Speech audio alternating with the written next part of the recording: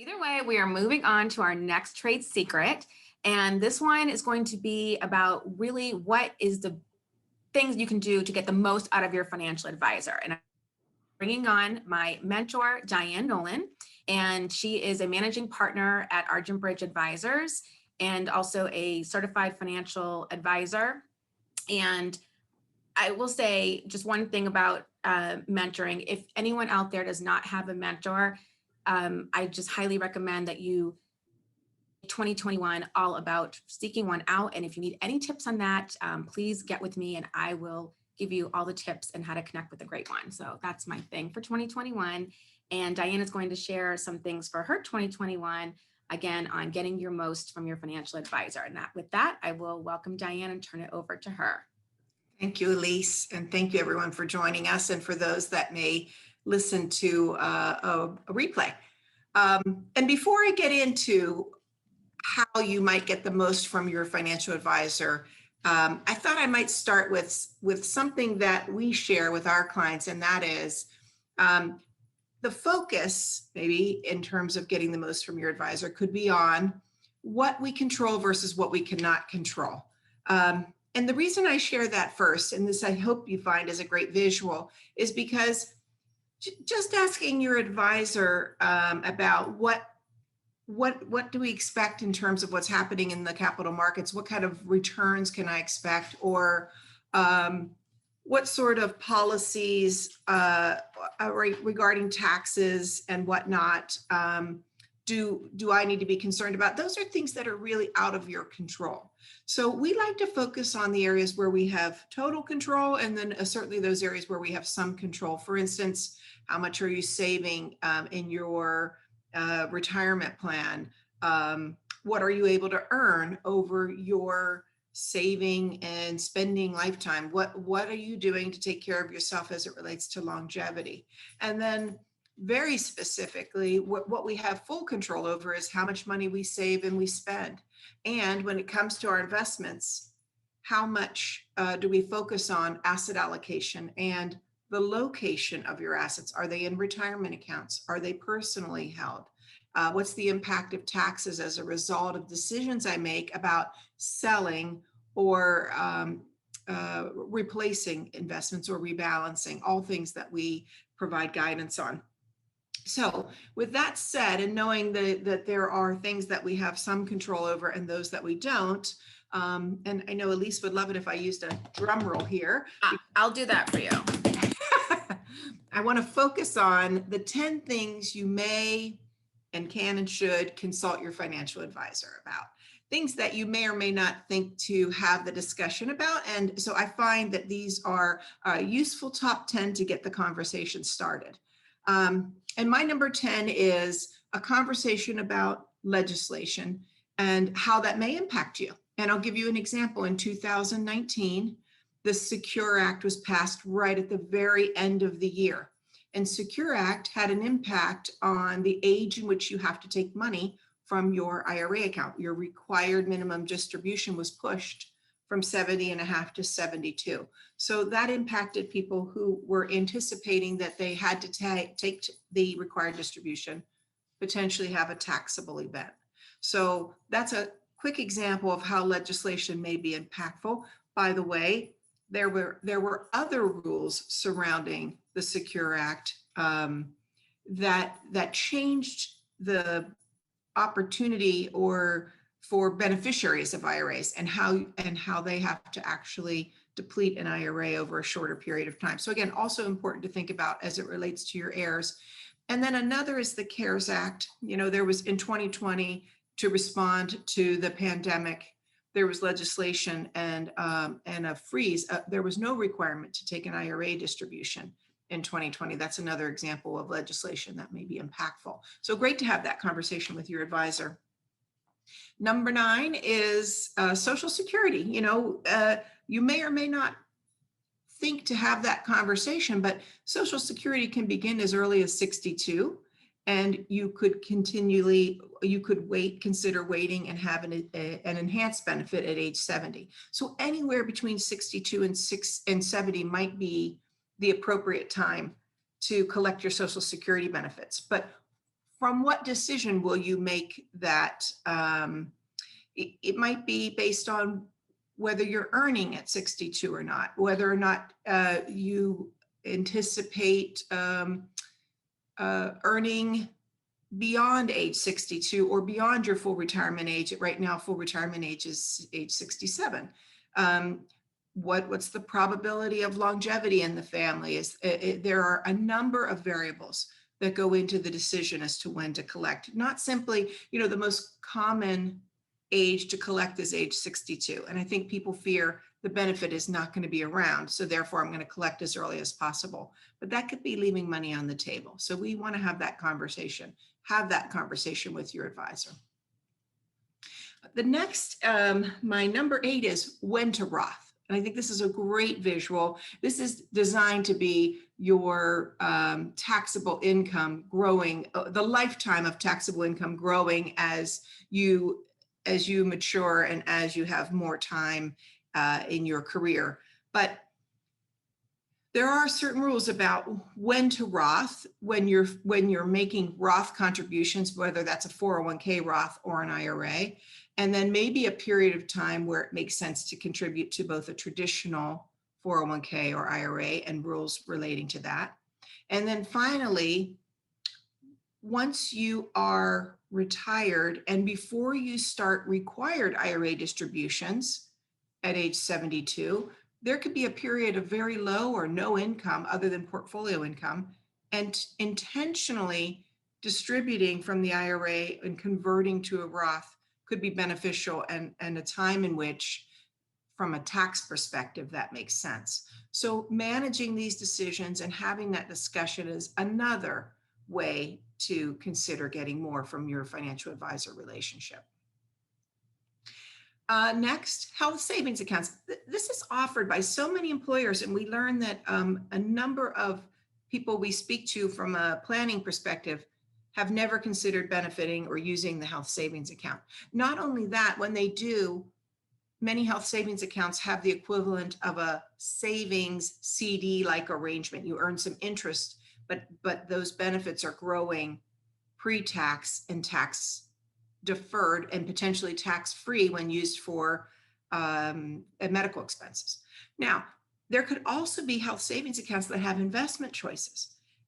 And our recommendation is to take a look at that and make a decision about not just whether or not to participate, but when participating, should it be invested for growth? Should you participate in the health savings account to the degree that you can, but not spend the money? Let it grow until retirement, because one of the exceptional expenses in growing expenses in retirement are related to healthcare costs. So here's a way to start early, and the equivalent of saving for retirement in your 401k is equally important to save for retirement in a health savings account.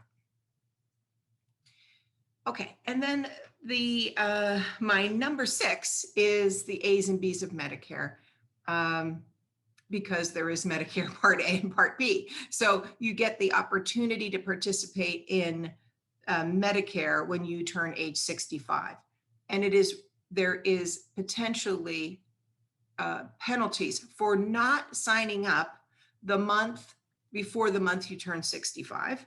You have a window of time in there for which you can sign up. And even if that is for Part A, which is just hospital insurance with no cost to you.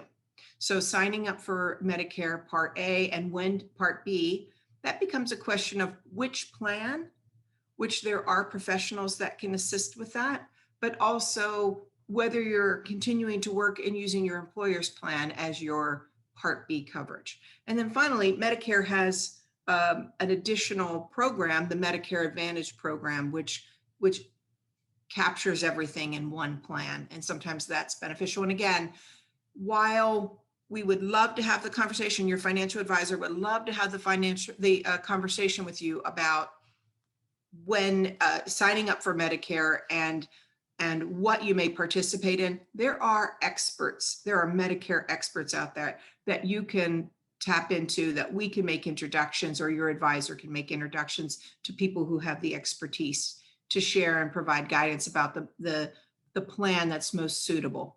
And that could be based on medications you're taking, based on your health history, but something to explore and to maximize. Okay. My number 5 is all employer benefits, because there are benefits that may actually be portable. And a great example of that is long-term care coverage. If your employer offers it, an example, in the Metro DC area, we have a lot of government employees, and the government offers a long-term care program. While it may or may not be the most cost effective, that's something to be evaluated. But if you participate, it's also portable once you retire. And many big corporations offer that benefit, or the portability of a life insurance policy. And why is portability important? Well, you may have developed a health hiccup from the time that you originally were eligible and participated to the time that you retire. You'll definitely want to carry that benefit with you going forward.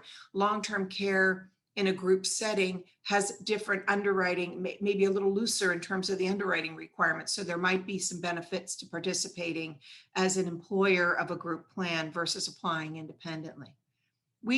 Your advisor will weigh those decisions with you. We'll look at quotes and compare. And health is certainly a factor there. So participating, having the conversation, very important with your advisor. And then, excuse me, and my number 4 would be 401k allocations. We have a dedicated portfolio manager at Argent Bridge, as many of you know, Joe Gallimore. Joe has spent a lot of time sharing appropriate asset allocations with our clients, mostly because we like to pair it with what we're doing for you. So your financial advisor may have your IRA and your personal accounts or your trust accounts, your kids' college accounts, but the 401k is with your employer. We don't want that to stand alone. We don't actually want to have overlapping efforts either. We want to coordinate the 401k allocation with the rest of your portfolio. So having the conversation that you're participating in a 401k, sharing what your investment options are, and allowing us to coordinate that is a great use of time with your financial advisor. And then my number 3, education. There's a lot of things that we as financial advisors want to share with you as it relates to educating on the importance and understanding of things like the sequence of returns. If you retire and your investment portfolio is what you're going to live on, and the minute you retire, the capital markets drop by 20%, what's the impact on you? What's the impact on your distribution rate? That could be impactful. Or the other way, you retire and the market immediately goes up. Do we need to be thinking about that? Do we need to proactively rebalance? Just understanding the impact to your future financial security based on the sequence of returns of your investments is relevant and important, and a great conversation to have. And again, one that your advisor is going to be willing to share more on and educate you about. Okay, number 2 would be, again, it's more education, but we do get this question. We love the question: how do I prioritize how I am saving long-term, intermediate term, and so on? We like to say, start with your emergency reserves. And do you have a 401k? Do you have a health savings account? These programs, if your employer is matching, and if you're eligible for a match, for every dollar that they match, that's a 100% return. So we want you first to maximize your employer programs where there's a match, like health savings account and defined contribution plans such as 401k or profit sharing. And then if you have debts, we look at and evaluate what's the interest rate, and should we pay down the higher interest rate loans before we add more to tax deferred savings, because if the interest rate is maybe potentially greater than the tax savings of contributing to a plan, we're going to want those higher interest loans paid off first, and then evaluate lower interest loans and should we contribute to an IRA. And then finally, excess reserves saved in a taxable account once you've taken advantage of all of your tax deferred opportunities. So prioritizing investments and not just the investments or your savings, but even how we're prioritizing financial goals. when to retire and how to prioritize a move or other decisions relating to that retirement date or long-term financial decisions. We want to be in there with you. We want to be part of the conversation. Okay, and then finally, my number one is I gotta jump in here. Hold on. sure. Last one. Oh, oh, that was Your your drum roll. Got it. Got it. That was your drum roll. Well, I would say our number one is for you, for everyone, to engage with your financial advisor, ask questions, expect to be educated. We take a lot of pride in that at Argent Bridge, but expect to be educated. Say, I'm curious. I'm curious. What, in layman's terms, what's the impact of inflation to me? What are expense ratios in funds? Tell me more about tax-free investments versus tax-deferred investments. Anything you're curious about, your financial advisor should have a layman's way, a simplified way to engage and to educate. So, and then finally, I would say, if we don't know how, we know who. What I mean by that is, if there is a question about Medicare, if we need a Medicare expert, if we need a CPA, if we need an estate attorney, we know a huge network of experts, subject matter experts that would be willing to help our clients in a heartbeat. So be sure to tap into your advisor for resources, lending, realtors, even, we know a lot of great home improvement experts and that sort of thing. So whatever that is, we have a great network of realtors. If we don't know how, we know who, and we encourage you to ask your advisor for resources. They're a great resource for other subject matter experts. And then finally, feel free to communicate with us and for that matter, with your advisors. We should be available and accessible at any time. Thank you, Diane. We're going to get to questions. We have a couple of questions that came in, but we'll get to that in just a minute. But I just really want to thank you. I love your David Letterman drum roll style, and I enjoyed being in your band. So thank you. Thank you.